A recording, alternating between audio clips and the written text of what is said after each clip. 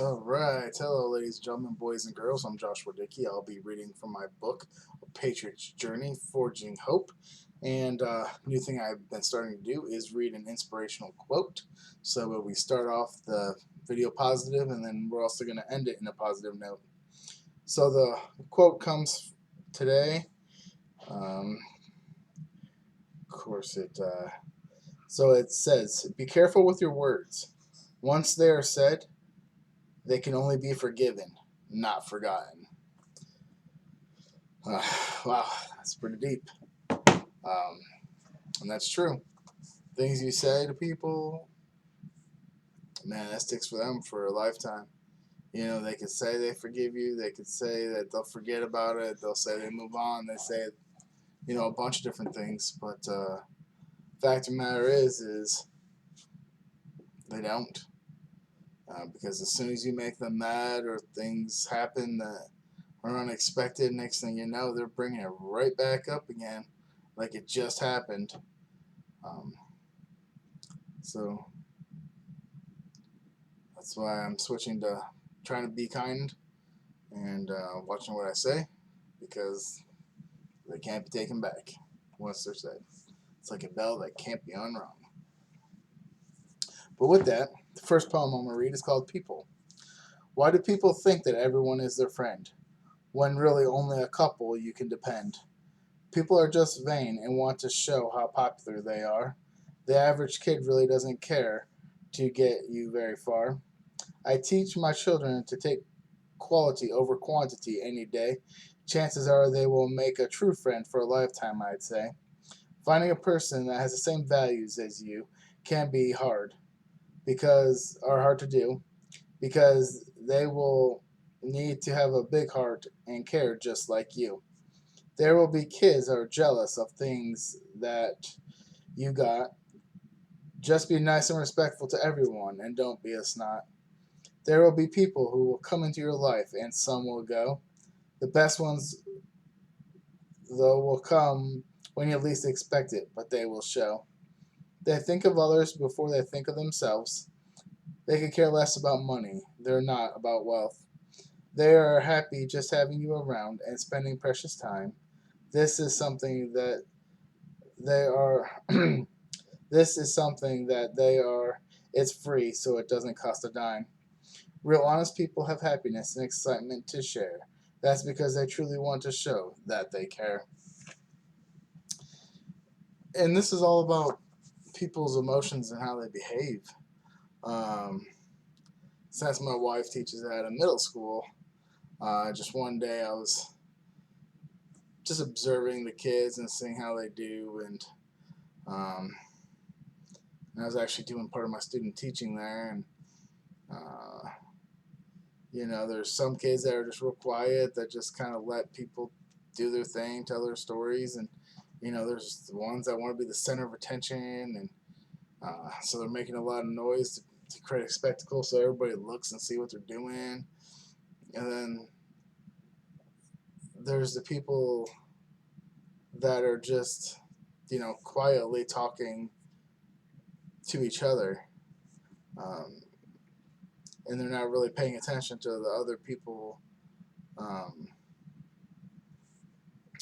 doing whatever they're doing.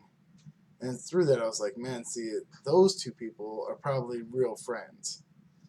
The other people are just trying to, be the popular person or try to show off the new pair of shoes or something they got, and trying to make other people jealous because what they have and others don't, and um, that's definitely not the way I raise my kids. Um, I try to teach my kids to be respectful of others at all times. Just because you have something that somebody else doesn't, that doesn't give you the right to be a little jerk about it. Be humble about things. Don't go bragging about whatever you have.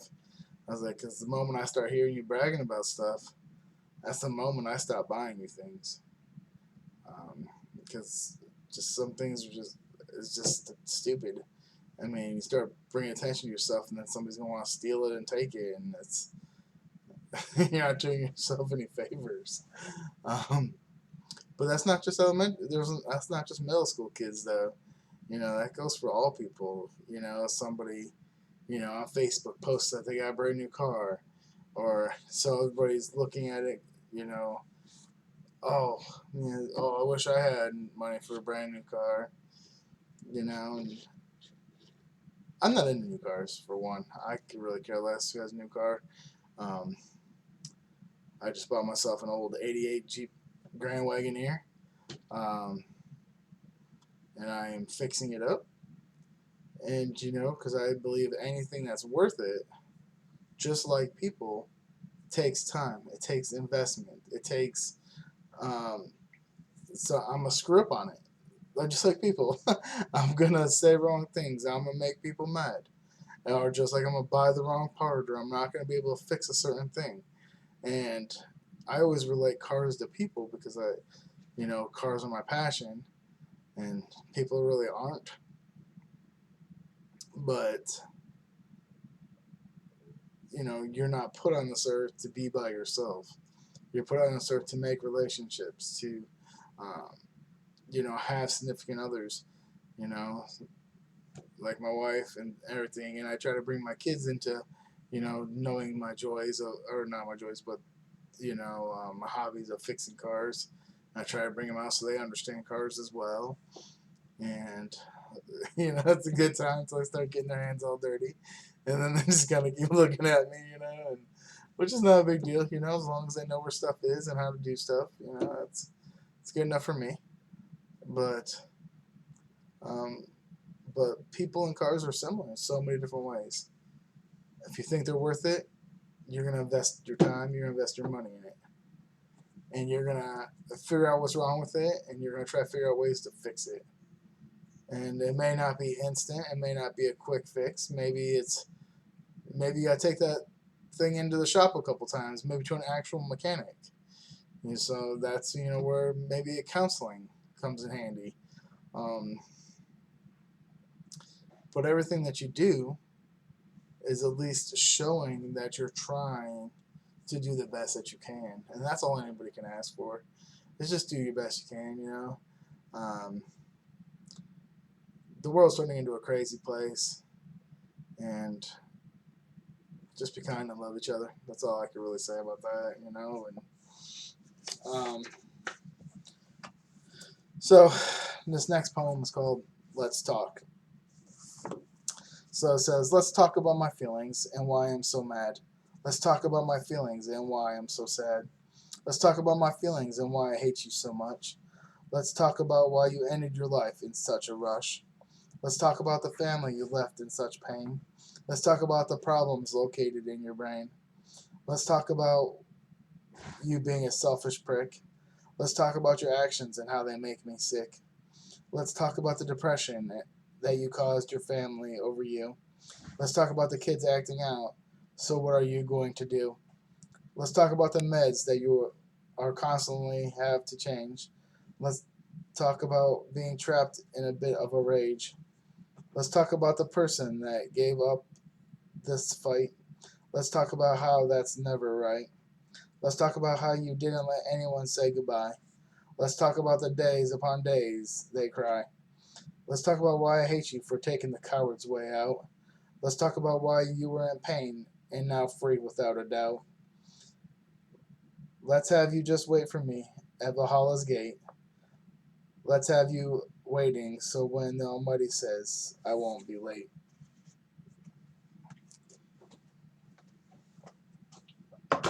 It's basically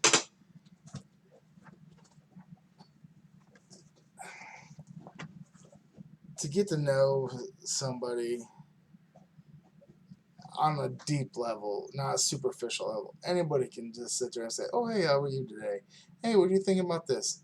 Most people, to avoid uh, heartache or hurt or maybe sounding weird or sounding needy, may just hide a lot of what they're truly thinking and feeling, so they don't ever want to talk about anything. And then in turn, what happens is they harbor all these emotions, and then all of a sudden they end up doing something really dumb. and then they become part of that statistic of 22 a day. When really, sometimes you could just go up to them and be like, listen, how are you really feeling? Don't give me a crap answer either.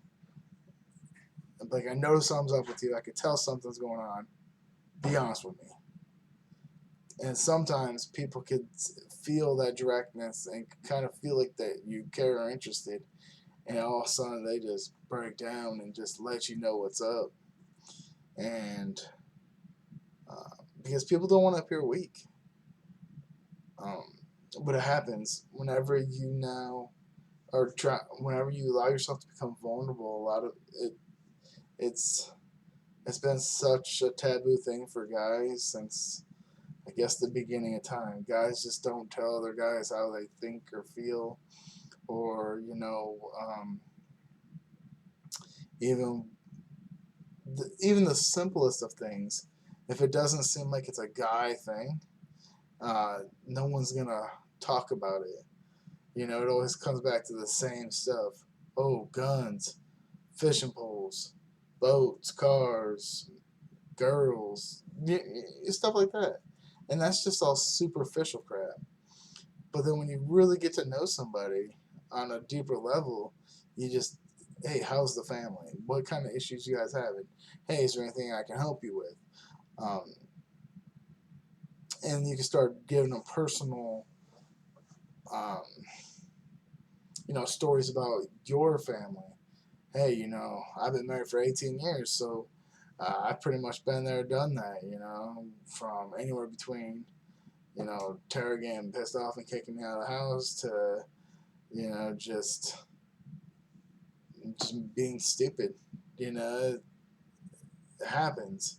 Happens to everybody. I mean, as long as there's guys, there's gonna be stupid stuff going down. It's just the way we work, man. I don't know. I mean, it's nothing to be proud of that. We do stupid stuff, but we just don't always do the most thinking before we act or react to a situation, which can cost us dearly in the end. Um, so, like the poem "People," let's talk about it. Is that basically integration of you with people? It's but now it's done differently. It's done at a deeper level. You're already friends. You've been friends for a while. Maybe now you guys are relating to each other. Maybe somebody's having marital problems, or somebody's having problems with one of their kids, or one of their people are sick in their family, and you just don't know how to handle upcoming things, and you're struggling personally, or maybe you've been drinking a lot. You've been self medicating, and stress of everything is just, taking you to a whole new level of craziness. Or one of the toughest ones, one of the ones I had to face, was depression.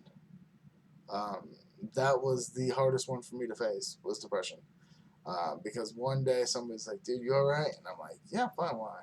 They're like, no, no, dude, you're wrong. Something's wrong about you. You seem depressed. Not depressed, man. And then all of a sudden I just have a breakdown. And I'm like basically crying for like an hour straight. And I'm like, what the heck is going on? This isn't normal. Like, I couldn't figure out what's going on in my head. And it was confusing for me. And, um, my boss wasn't too helpful because he's just like, oh, geez, he just cried for like an hour straight. Like, what do I do? And, but I kind of shrugged it off and was like, well, okay, cool. And then, I would just kind of bury that as not happening and try to move forward. Um, but you gotta face your stuff, man. You gotta talk about it. Like the poem says, let's talk about it. Find your issue, talk about it. You don't have to talk to me. You can talk to anybody. But if you want to talk to me, forginghopepoetry@gmail.com. I will answer your emails. Leave me a comment. I'll respond to them. Thanks for the support again. And I will support you guys in any way that I can. Thank you for listening.